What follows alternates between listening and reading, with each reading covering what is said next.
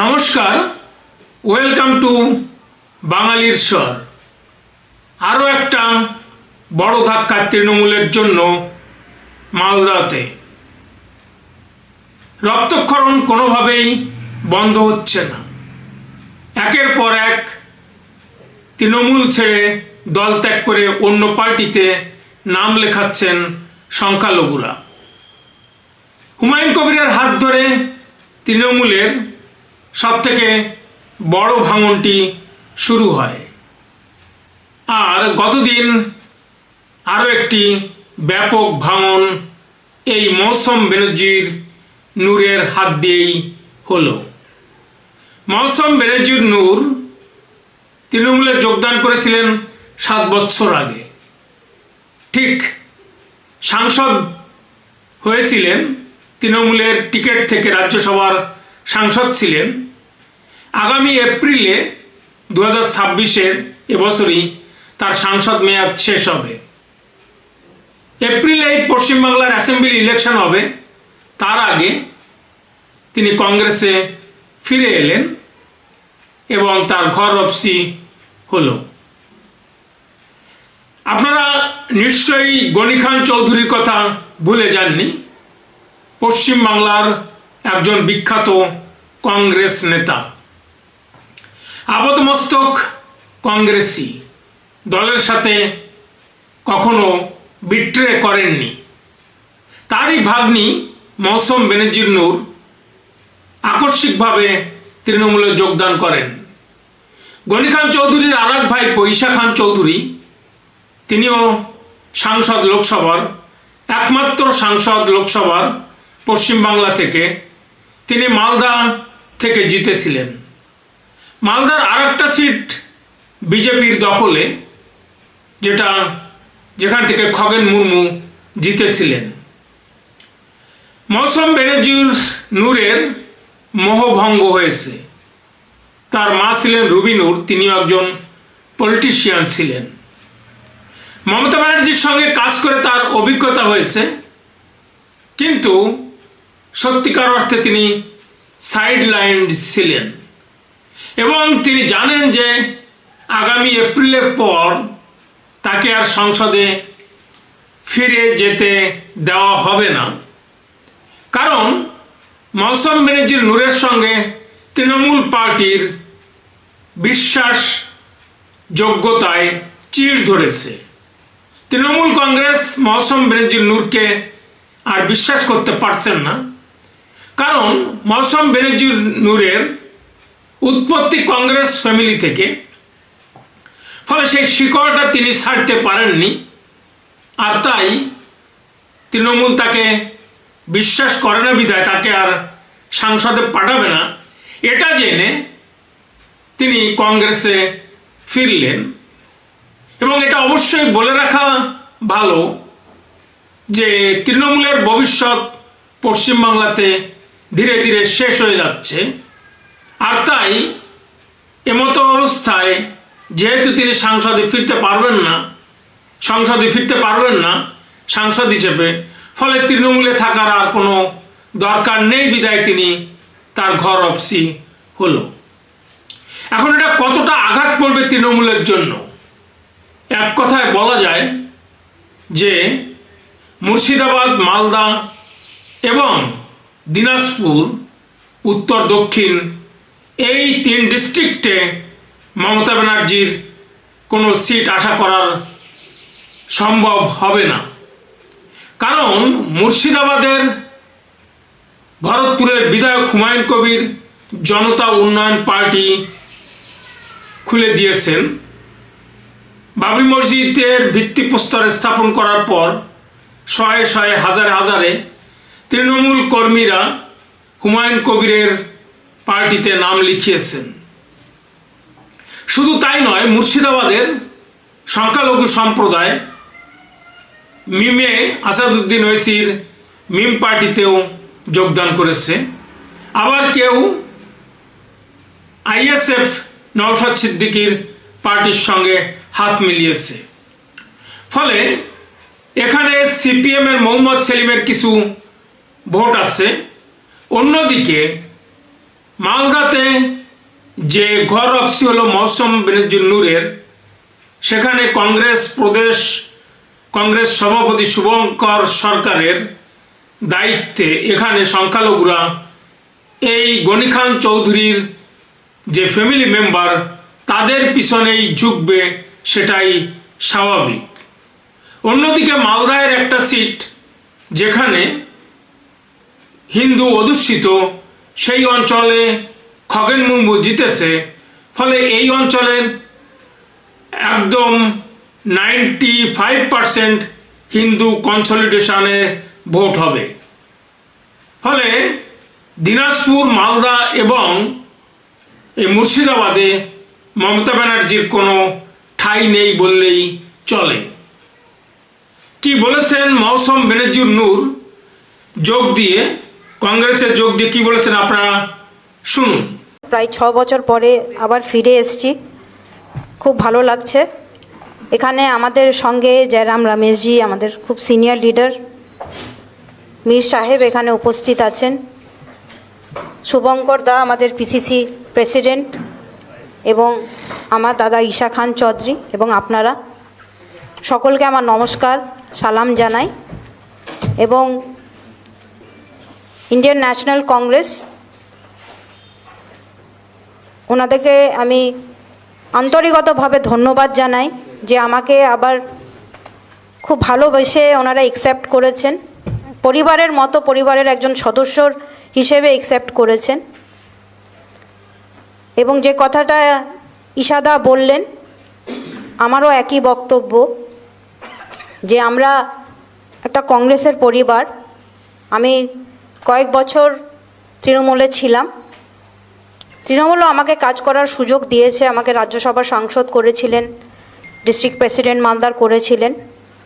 আমি আজকে তৃণমূল কংগ্রেস থেকে রিজাইন করেছি।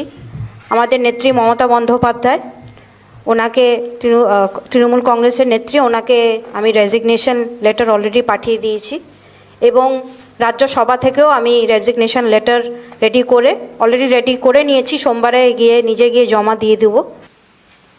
দর্শকবৃন্দ, তিনি মমতা ব্যানার্জি সম্পর্কে কোনো খারাপ মন্তব্য করেননি। তিনি বলেছেন তাকে কাজের সুযোগ দেওয়া হয়েছিল, কিন্তু কংগ্রেস যেহেতু একটা ফ্যামিলি, তাই তিনি কংগ্রেসে ফিরে যেতে চান। ফলে মমতা ব্যানার্জি সম্পর্কে যদিও কোনো খারাপ মন্তব্য করেননি, তবুও ভোট ব্যাংক সেটা মমতা ব্যানার্জি থেকে সরে যাবে, পার্টিকুলারলি সংখ্যালঘু সম্প্রদায়ের মানুষ। এটা হলফ করেই বলা যায়। অন্যদিকে যে সমস্ত সাধারণ মানুষ যারা একটু রাজনীতি সম্পর্কে সচেতন, তারা মমতা ব্যানার্জি সম্পর্কে কি ধারণা করেন, আপনারা একজন সচেতন সংখ্যালঘু সম্প্রদায়ের মানুষের কথা শুনুন। মুসলমান একটা প্ল্যাটফর্ম খুঁজছিল। মুসলমান ভাবছিল যে একটা কোনো প্ল্যাটফর্ম যদি টিএমসি বাদ দিয়ে কোনো একটা প্ল্যাটফর্ম পায়, তাহলে একটা হুমায়ুন কবিরের প্ল্যাটফর্ম পেয়েছে, এমআইতে পেয়েছে, নওশাদ সিদ্দিকী পেয়েছে, কিন্তু বিজেপিতে ভোট আসবে। তিনি বলতে চাইছেন যে এতদিন পশ্চিমবঙ্গের মুসলমানরা, সংখ্যালঘুরা, তারা কোনো প্ল্যাটফর্ম পায়নি। শুধুমাত্র মমতা ব্যানার্জি সংখ্যালঘুদের ভয় দিয়ে বিজেপি আসলে তাদেরকে কেউ রক্ষা করার থাকবে না, সেই ভয় দিয়ে মমতা ব্যানার্জি ভোট নিয়েছেন। আজকে একটা প্ল্যাটফর্ম তৈরি হয়েছে, সেই হুমায়ুন কবির কিংবা আইএসএফ নওশাদ সিদ্দিকী কিংবা কংগ্রেস কিংবা সিপিএমের মোহাম্মদ সেলিমের হাত ধরে তারা মমতা ব্যানার্জির বিরুদ্ধে ভোট দিবে। এটা অত্যন্ত স্বাভাবিক, কারণ একদিকে কংগ্রেস, অন্যদিকে সিপিএম, অন্যদিকে এই মৌসুম বেনজির নূর, মিম আসাদুদ্দিন ওয়েসি, আইএসএফ নওশাদ সিদ্দিকী এবং হুমায়ুন কবিরের যে ভোট ব্যাংক অলরেডি তৈরি হয়ে গিয়েছে, তার সমস্ত ভোটাররাই মমতা ব্যানার্জির এক সময়কার ভোটার। ফলে এই 5 লিডার যদি এখানে একজোট হয়ে লড়ে, তাহলে মমতা ব্যানার্জির খালি হাতে ফেরা এটা প্রায় নিশ্চিত হয়ে গেল। মমতা ব্যানার্জি এখন আর মুর্শিদাবাদ, মালদা কিংবা দিনাজপুর নিয়ে ভাববেন না। তিনি হয়তো উত্তর 24 পরগনা কিংবা দক্ষিণ 24 পরগনা নিয়ে ভাববেন, কারণ এই অংশে তাদের ভোটার বেস এখনো অটুট রয়েছে। কিন্তু আজকে হুমায়ুন কবিরের পর মৌসম বেনজির নূর কিংবা আইএসএফ, মিম যেভাবে এগিয়ে যাচ্ছে, সাথে সিপিএম এবং কংগ্রেস, সেক্ষেত্রে মমতা ব্যানার্জির এক প্রকার বিদায় ঘণ্টা বেজে গিয়েছে। কারণ নর্থ বেঙ্গলে হিন্দু কনসলিডেশনে ভোট হবে সম্পূর্ণ মেরুকরণের ভিত্তিতে। ইভেন সাধারণ মানুষ মমতা ব্যানার্জি সম্পর্কে যে ধারণা করে, সেটাও মমতা ব্যানার্জির জন্য কষ্টদায়ক এবং দুঃখজনক। মমতা ব্যানার্জি এটা কখনো ভাবতে পারেনি সাধারণ মানুষ তার সম্পর্কে কি ধারণা পোষণ করছে এই মুহূর্তে। আপনারা শুনুন। আর মুসলিমদের জন্য কি করেছে মমতা? আপনারা একটা দেখেন তো, মুসলিমদের জন্য কি করেছে মমতা? ভাবতে হবে, মানুষ তো অত বুকা চুদালায়, মানুষ চুরি পড়ে না, সবাই জানে মমতা চালাকি। তাহলে কেমন লড়াই হতে চলেছে 26-এ? ভালো লড়াই হবে। মমতা ব্যানার্জি মুছে যাবে 0-0। আর ওই যে ফিরাত হাকিম হচ্ছে বেজন্মা, ও জন্মেরও ঠিক নাই। তিনি তো একজন মুসলিম, তো মুসলিম, কিন্তু মুসলিম নামের কলঙ্ক, মুসলিম নামের কলঙ্ক, হাজিনা পাজি, হ্যাঁ, সুর, ওই সুর এই দেশটাকে ধ্বংস করে দিল, চিটিংবাজি। হ্যাঁ, ওই দলটার মধ্যে ওই শালা সুর সব চিটিংবাজি, ধাপ্পাবাজি, বাটফাট, যত দুর্নীতি ওই সুরের মধ্যে আছে। ও সুর দুর্নীতি গোটা দেশটাকে শেষ করে দিল। একবারে নীল, মমতা নীল। এই মুহূর্তে যদি পশ্চিমবাংলাতে ভোট হয় আর 2-3 মাস পরেই ইলেকশন, আজকে এই সেন্টিমেন্ট নিয়ে সংখ্যালঘুরা ভোট দিতে যাবে ভোট কেন্দ্রে। আর ভোটটা যদি সায়েন্টিফিক রিগিং না হয়, ভোটটা যদি কেন্দ্রীয় বাহিনী দিয়ে সঠিকভাবে ভোট হয়, তাহলে সংখ্যালঘুদের এই যে সেন্টিমেন্ট, সেটা অবশ্যই মমতা ব্যানার্জিকে অ্যাফেক্ট করবে। কারণ সংখ্যালঘুরা তৃণমূল ছেড়ে দিচ্ছে। যেভাবে তাদের ভিতরে বিশ্বাসযোগ্যতা মমতা ব্যানার্জি হারিয়েছেন, তার জন্য মমতা ব্যানার্জিকে আজকে খেসারত দিতে হবে। মমতা ব্যানার্জি সংখ্যালঘুদের 33% ভোট নিয়ে বারবার ক্ষমতায় এসছেন। অন্যদিকে বিজেপি 70% ভোটের আশা করে মাঠে নেমেছে।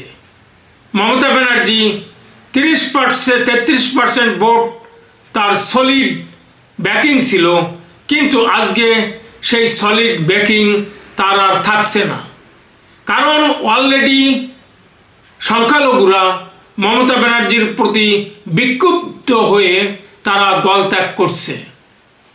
মৌসম বেনজির নূর মমতা ব্যানার্জি সম্পর্কে কোনো খারাপ মন্তব্য না করলেও তিনি মমতা ব্যানার্জিকে যে পছন্দ করেন না এবং দলে থেকে কাজ করার সুযোগ পেলেও যে সাইড লাইন হয়েছিলেন, সেটা ঠারে ঠরে তিনি বুঝিয়ে দেওয়ার চেষ্টা করেছেন।